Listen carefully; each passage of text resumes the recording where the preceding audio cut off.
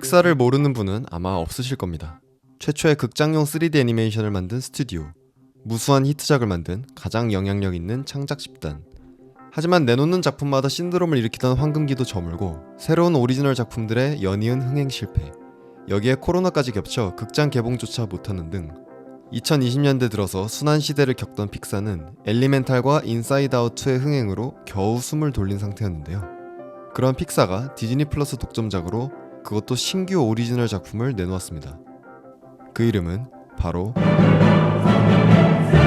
그리고 모든 에피소드가 공개된 지금 제게 모두의 리그는 정말 신선한 웰메이드 작품이고 픽사의 건재함을 알리는 신호탄으로 느껴졌습니다.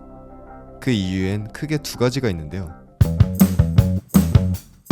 처음 눈에 띄는 것은 굉장히 실험적인 연출들입니다.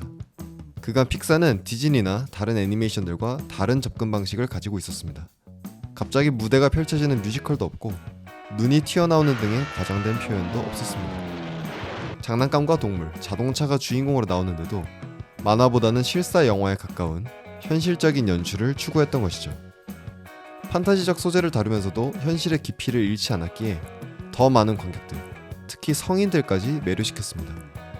그런데 모두의 리그는 지극히 현실적이고 소박한 소재인 동네 학교 소프트볼 팀의 이야기를 다루고 있고 이 때문인지 이전과는 전혀 다른 매우 과장되고 직유적인 연출들을 사용합니다. 쏟아지는 비난을 버텨내기 위해 갑자기 빛나는 갑옷을 입고 기분이 좋으면 제트 신발을 신고 날아다니죠. 한낮의 조명이 갑자기 디스코볼처럼 화려하게 빛나기도 합니다. 한 장소에서 다른 장소로 넘어가는 상황도 단순히 컷이 뚝 잘리면서 넘어가는 것이 아니라 장소가 해체되고 변화하면서 화려하게 이동하는 트랜지션을 사용합니다. 사실 애니메이션의 장점이 이런 자유롭고 상상력 넘치는 표현이죠. 특히 이런 직접적인 비유들은 단순히 재밌을 뿐만 아니라 다양한 인물들의 내면을 빠른 시간 안에 쉽게 이해하게 만듭니다. 심지어 아트 디자인도 우리가 흔히 보던 픽사 스타일이 아닌 클레이나 패브릭 등 다양한 소재의 질감으로 채워져 있는데 마치 애니메이터들이 참아왔던 욕구를 이때다 하고 터뜨리는 작품 같은데요. 실제로 2020년대 들어 픽사가 부진을 겪을 동안 다른 스튜디오들은 참신한 시도로 주목을 받으며 흥행을 했습니다. 소니의 스파이더맨 뉴 유니버스, 넷플릭스의 미첼 가족과 아케인, 드림웍스의 장하시는 고양이와 와일드 로봇까지. 제 생각엔 픽사의 직원들도 이들의 큰 자극을 받았고 비교적 리스크가 적은 저예산의 디즈니 플러스 오리지널로 그간 못한 새로운 시도들을 마음껏 해본 것이 아닌가 싶습니다. 그럼에도 이번 작품이 단순한 실험이나 베끼기로 보이진 않는데요. 픽사만의 매력과 강점, 탄탄한 각본이 갖춰졌기 때문입니다. 모두의 리그는 소프트볼 대회 결승이라는 한 가지 사건을 다루지만 총 8개의 에피소드로 이루어져 있고 매번 주인공이 바뀝니다. 즉, 에피소드마다 소개되는 다양한 인물들의 사연이 다른 인물들에도 영향을 미치면서 정교하게 얽히는 군상극 형식이고 인물의 첫인상은 다른 에피소드에서 완전히 뒤바뀌며 발전합니다. 근엄하고 엄격한 어른이 연약한 내면을 보이기도 하고 민폐만 끼치는 무책임한 인물의 어쩔 수 없었던 사정도 드러납니다. 이는 라셔몽이나 매그놀리아, 펄프 픽션, 로버트 알트만의 영화들과 비슷한데요. 개인적으로 이런 플롯을 굉장히 좋아합니다. 우리 모두가 각자의 사연이 있고 예상치 못한 인과관계 속에서 살고 있으며 진실은 어디서 바라보느냐에 따라 완전히 다르게 보임을 잘 드러낼 수 있는 이야기들이기 때문입니다. 모두의 리그는 이런 군상극의 묘미를 아주 잘 살린 작품입니다. 여기에 애니메이션 특유의 개성 있는 캐릭터 표현과 그러면서도 현실적이고 디테일한 묘사들로 깊이까지 챙겼는데요. 주인공인 학생들은 물론 다양한 유형의 학부모와 직원들까지 수많은 인물이 각자의 개성을 확실하게 뽐냅니다. 특히 OTT 전용 시리즈라는 특성이 이야기 구조와 완벽하게 어울립니다.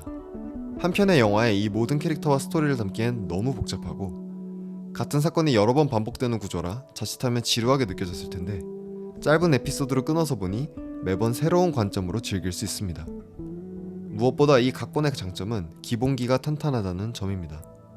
작품의 주제를 한 문장으로 요약하자면 각자가 품고 있는 두려움인데요. 인물이 가진 두려움은 항상 이야기에서 중요한 동력이 됩니다. 고유의 두려움과 이를 극복하기 위해 내린 선택들이 캐릭터를 정의하고 그로부터 시작되는 연쇄작용으로 흥미진진한 이야기가 펼쳐지기 때문이죠. 모두의 리그는 기상천외한 판타지 작품은 아니지만 일상에서 누구나 한 번쯤 경험했을 법한 다양한 두려움들과 그 두려움을 극복하기 위해 내린 선택들이 만들어내는 도덕적 딜레마에 집중합니다. 그러면서도 자칫 지루한 교훈 이야기가 되지 않도록 귀여운 학교 생활 사이에 섬뜩한 음악과 묘사를 삽입해서 미스터리를 유지하고 그들의 과장된 두려움을 효과적으로 표현합니다. 정리하자면 다양한 인물의 상호작용을 정교하게 짰고 이야기의 중심축이 이 두려움이란 주제에서 벗어나지 않기에 화려하고 개성 넘치는 연출이 더해져도 플롯이 흐려지지 않은 채 피날레까지 쭉쭉 달려갈 수 있게 됩니다. 모두의 리그는 애니메이션과 픽사 팬이라면 꼭 봐야 할 다른 스튜디오들의 참신한 만화적 상상력에 픽사 전통의 탄탄한 캐릭터와 각본이 잘 결합된 작품입니다. 특히 에피소드 1은 유튜브에서 4K로 올라와 있어서 한글 자막은 없지만 자동 자막과 번역 기능으로 충분히 즐길 수 있습니다. 링크는 고정 댓글을 참조해 주시고요. 첫 번째 에피소드의 템포가 워낙 빠르고 정보량이 많아 약간의 진입장벽처럼 느껴질 수도 있지만 여기서 나온 모든 설정들이 이후 에피소드에서 계속 활용되므로 초반만 넘기면 금세 빠져들어 부담 없이 볼 수 있습니다. 한 편당 15분 정도의 짧은 분량이니 감상을 추천드립니다. 모두의 리그, 픽사의 단발적인 실험일까요? 아니면 새로운 방향성을 제시한 시작점이 될까요? 영상을 재밌게 보셨다면 좋아요, 더 많은 영상을 보고 싶으시면 구독 부탁드리겠습니다. 지금까지 앱시였습니다. 감사합니다.